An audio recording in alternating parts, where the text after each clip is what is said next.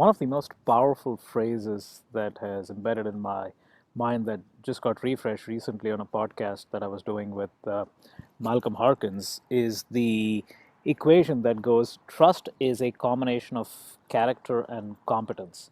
So let me repeat that. Trust is a combination of character and competence.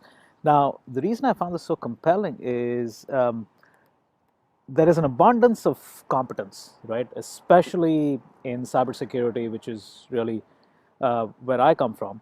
And there are people always coming up with new and innovative things, but character is much harder to define. So I was just trying to put my head around it, saying, hey, just in the confines of cybersecurity, let me take two examples. One in the vendor space.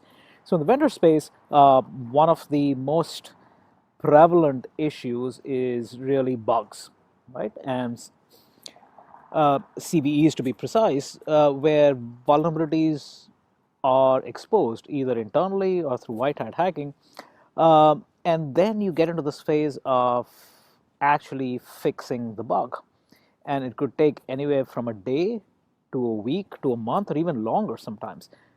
So you might be competent enough to identify the bug in your organization. You might be even more competent to go fix the problem. But let's say it's a pretty horrendous bug and it takes you upwards of 2 months.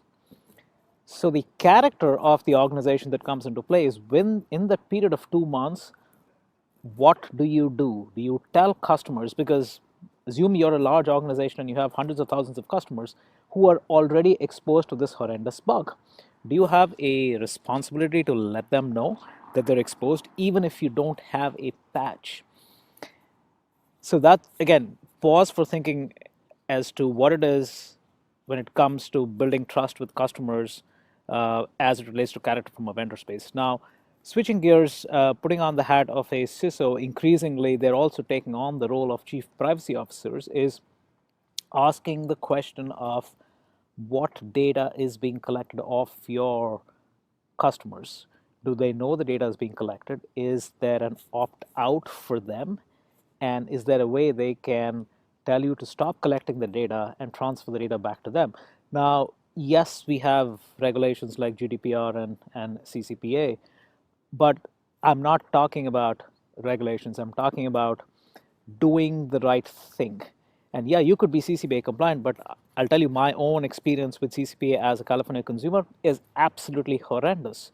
So really, this comes back to doing the right thing by your customers. And if you put on the hat of the chief privacy officer, you might be really competent in terms of collecting data, instrumenting, and everything else that goes along to really understand the nature of your customers to do better business transactions.